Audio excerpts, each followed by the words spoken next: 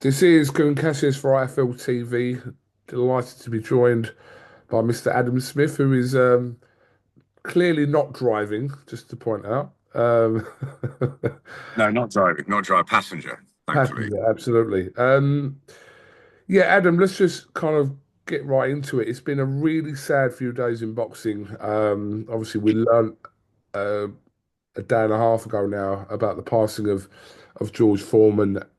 And obviously last night with obviously someone that you know have known for quite some time in Colin Hart. Yeah, a really sad couple of days with two obviously in different fields of boxing, but two very well known and iconic figures in boxing.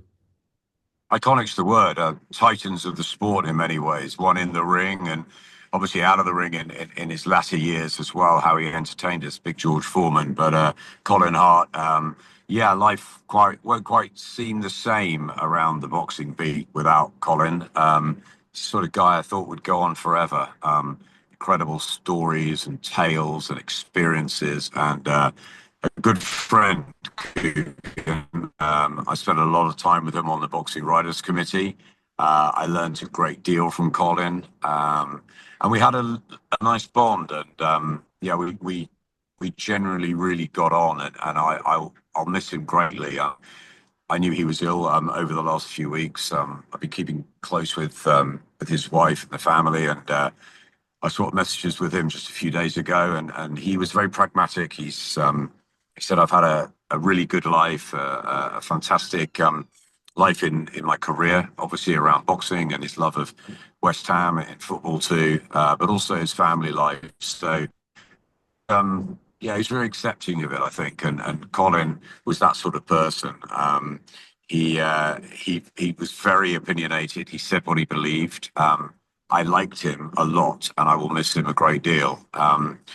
So yeah, very, very sad. But I knew that was coming. George Foreman was a shock, and like many, I absolutely adored Big George, ring and out of the ring. From everything he achieved as the sort of broody winner of that Olympic gold medal back in the late '60s and in the '70s, the way he lived, his ferocious power. The fight with Joe Frazier, I think, will never be forgotten for me. The highlight for him, the destruction in a couple of rounds of the great Frazier, and of course the Rumble in the Jungle, which he was so funny and reflective about in years after that. How he was so close to Ali, and despite the fact that he was the heavy favourite, meant to win it, and got rope-a-doped and lost, he was always funny, Coogan, about how he was running out of steam round after round. And he said, I think the end of the sixth round, he said, Muhammad Ali, he said he just leaned on him and he whispered in his ear, he said, George, he said, is that all you got? George was like, that's pretty much it. That was pretty much it. And of course, he got stopped. And so he's remembered for the fight, I guess, that he lost in. Probably the greatest fight possibly of all time. One of them certainly. But also another incredible achievement was his him being a preacher. Changing his life, becoming a preacher in Texas, giving so much to the church, and also coming back and incredibly winning the heavyweight title all over again at the age of 45. I mean, he just had an incredible storybook of a life. And then beyond that, went into the lean, mean, fat grilling machines with his big smile and his great adverts and an HBO pundit, and just Guggen, a pleasure to be around. I loved being around George Foreman. I had the privilege of interviewing him on a number of occasions. One particularly long interview where he talked all about his early life and how hard it was in growing up in Texas, and his children as well, many called George, as we know, and yeah, devoted to his family. Just an infectious character to be around. They both were, actually. George Foreman and Colin Hart were both just, you loved being with them. Bert Sugar was another like that.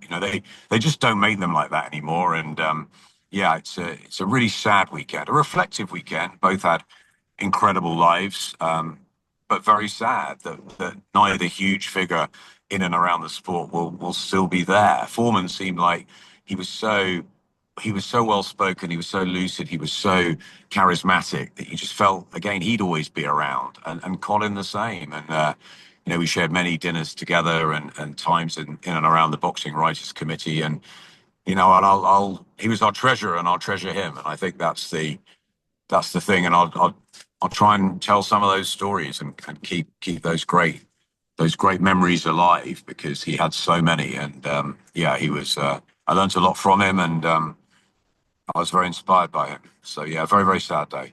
I can't remember who it was, Adam, but I remember listening to someone talk about George Foreman last year, and they said even though obviously their era, the big parts of that heavyweight era were Ali, Fraser, and Foreman, it was a shame for Foreman that Ali was there because if Ali wasn't in that, then Foreman would have been that guy that we refer to Ali as now, if that makes sense. Is there something in that?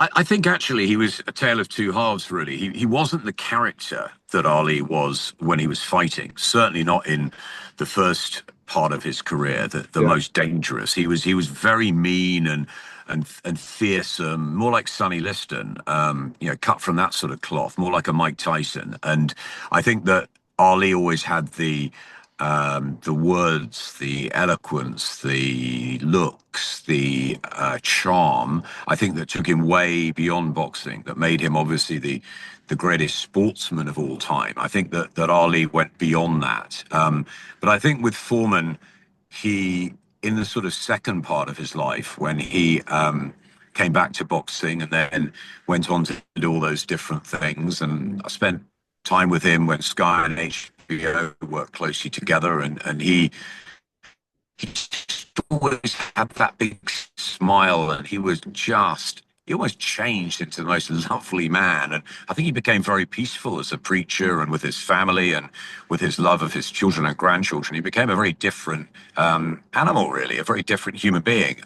So I think that because of that, we never quite warmed to Foreman when he was fighting. But I mean, there was never anyone as ferocious, I don't think. I mean, he was just frightening. The way he dismantled Joe Frazier and Ken Norton, and he should have done Muhammad Ali, but he got outsmarted and out-tricked. But you got to remember, what did he have? I think 76 wins and 86 knockouts, or 88, I may be wrong there, but something around there. I mean, unbelievable punching power and an incredible career to become the heavyweight champion of the world 2 decades on is just remarkable. And I remember watching that Michael Moorer fight and thinking he can't win this. And Moorer was outboxing him, and then suddenly a right hand, and Big George had done it again. Just, yeah, I mean, you're right. We didn't warm to him like we did Ali, but he'll never be forgotten. And I think the lean, mean, fat grilling machine and everything around there that brought him into people's homes, that showed us another side of George, and I'm glad we saw that.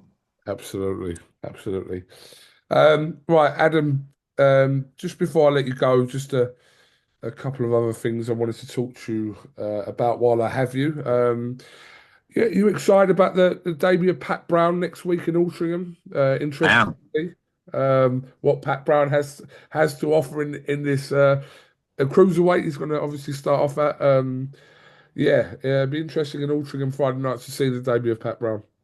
Of course it will, whether it's cruiserweight or whether it'll end up as a heavyweight with the blue ribbon division and Of so course much he will. happening. Of course he will. Well, of course he will, but I love professional debuts of amateurs that are attractive and have fans, and it's very exciting. And I love the fact that he's rolling with Eddie because Eddie will be the right sort of spokesperson for him. And yeah, I think Auction will be packed out next Friday night. I'm going up to the press conference on Wednesday. I'm going to catch up with Eddie, and yeah, it's always good when there's a new story in boxing, and as we know, and of course we've had a couple of tragic or sad ones over the weekend, but there's always something different, right? Sky Nicholson losing her title out in Australia. This week it's Pat Brown coming back. I was with Carl Davis last night, who went 10-0 with. Actually, look at it. I thought one of the knockouts of the year so far. There's just always things going on in our sport. TKO, seeing Dana White at UFC last night and wondering sort of how quickly that's going to bring changes into boxing, and also the move from Queensbury to DAZN in a couple of weeks, and the lineup that DAZN have for April and May. And I was with Callum Simpson last night, and he's looking forward to getting back in early June. It just doesn't stop, our world, and I think that's why we all love it. It keeps it unpredictable, and when we lose people like George Foreman and Colin Hart, there is an outpouring of tributes and support, because our community is like no other. You get so close to these people, and they're so much part of your lives, entwined in different tales and characters and stories. And Pat Brown's another one, and it must be a very exciting week for him, to debut for the first time, to headline and to sell out and a venue on his first fight is brilliant. So yeah, really looking forward to the story. Absolutely. But we will definitely catch up with you in Altrincham. We're there all week for that.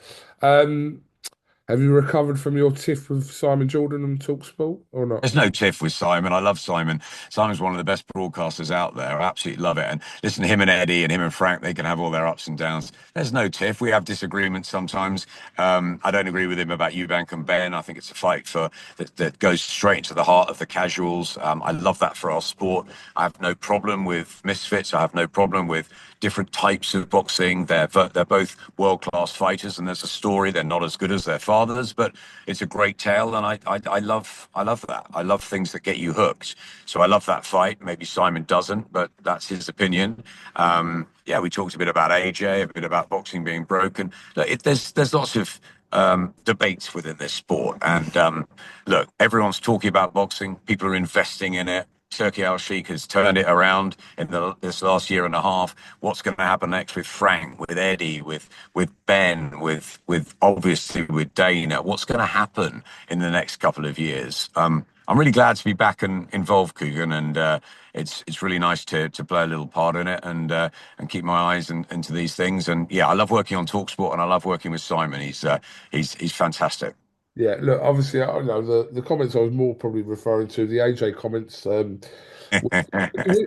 know with Spencer, obviously, Spencer's always come across as somebody who's very pro Anthony Joshua. They've known each other for a long time, and Spencer's always kind of backed AJ's corner, regardless of what's been spoken about. But I listened to your points about, in today's heavyweight division, like Joshua is still the draw, especially with Tyson Fury retired or whatever the time being, Joshua is still the draw in heavyweight boxing, regardless of his loss to Daniel Dubois.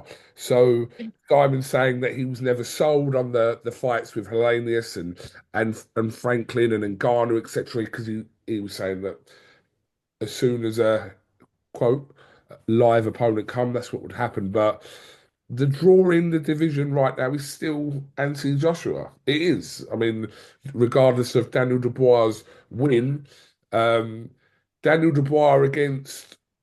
So, what does more numbers? Daniel Dubois against Usyk or Dubois against Anthony Joshua? Dubois against Anthony Joshua. That's the one that actually does numbers, in my opinion. So, yeah, I think you made some good points regarding Jay. Look, Simon's a massive boxing supporter and loves it to his heart, as I do. But I think that having worked at Sky for many years and having to adapt to things like KSI and Logan Paul, which was very much against what we sort of thought we were going to end up doing, but we actually went out and enjoyed it, and there is room for that. The guys that are choosing our sport at whatever level, so long as the matches are good, that's all that matters. Heavyweight boxing is absolutely alive and well. Alexander Usyk is at the top of the pile. He's convincingly done that, beating Joshua and Fury twice each. I'd love to see the Dubois fight next, because it's a story, it's a rematch. Joe Parker should get his turn. Maybe Parker fights AJ. My point, though, was really, and Spencer's part of that Finchley Boxing Club. BJ, for together with Freddie Cunning and the team. AJ was amazing for boxing. He brought it to another level, to another dimension with the sellouts at Wembley and at the Principality and the poster boy of boxing. But ultimately he won the Olympic gold medal, but not without a struggle. And he struggled at times. fought excellent fights, become a two-time heavyweight champion. He would have become a three-time if he'd beaten Daniel Dubois. He got beaten, and he got beaten fair and square by a brilliant Dubois. But I always thought in the weeks after that September fight last year that people were just concentrating on AJ. AJ's finished. He's done. He's history. He's toast. Hang on a minute. What about Dubois? Dubois Yeah. coming back from where he was, losing to Joyce and to Usyk. I thought it was much more about Daniel Dubois.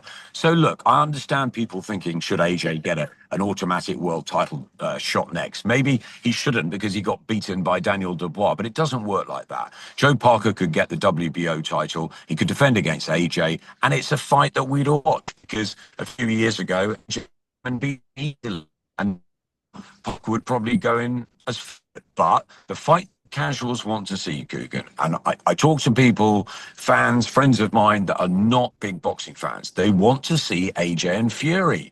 And it's a fight, even if we want to see Ajit Cabal come through, we want to see Moses Atalma, Joe Parker deserves this opportunity. There's so many, Fabio Wardy, there's so many other great heavyweights out there at the moment. But people, fans, and entertainment sells. And if they want to see Fury AJ, Fury's tied up with Soccer Aid for a while, but that's a fight that can still happen. And I think that would be still huge, despite the fact they both may have be coming off losses. They're the names that people know, like Eubank and Ben. And no, it may not work in the trade way, but it definitely does work in the appeal way. So I have no problem with AJ fighting for a world title again this year. He's fought everyone. He's an elite heavyweight. Whatever people say about him, I have no problem with that. Do I think Joe Parker deserves a shot next? Yes. Do I think Usyk was a great fight? Yes. But AJ's got lots of different options, and we want to see him back in a ring. Yeah, totally agree with everything you just said. Last one before I let you go. Thoughts on Jake Paul versus Anthony Joshua? I watched Dave Caldwell's response. He's brilliant, Jake Paul, isn't he? I mean, I like Logan particularly. I spent a lot of time with him, and they are just intelligent individuals who have played this just beautifully. I didn't like the Mike Tyson one. Of course, it got all the views and everything because I just thought Tyson's 58 and a legend, and he shouldn't be in that position. But thankfully, no one got hurt, and Jake marches on. He's going to call everyone out. Carl Froch, it was for a while, wasn't it? AJ. I mean, come on, as Olympic champion, as I just said, was a two-time heavyweight champion of the world. I want Jake to fight someone, but I want him to fight someone that he's got a chance against, and maybe he can find a way to a really big fight. But I don't think this is the answer. So, yeah, pinch of salt with that one. But I love the way he does it. I love the way he goes about business, and I can't wait for Amanda Serrano and Katie Taylor to have their trilogy at the Garden. I was speaking to Katie the other day, and I really hope I can get out there, and I'm fascinated to see where Jake Paul goes next, but not AJ, please. AJ's got a few others I'd rather see him fight. Adam Smith, thank you very much for your time, and I'll let you get on with the rest of your day with your family, and we'll catch up with you in Altrincham. See you in Altrincham, Cougs. Top man. Thank you very much. Yes.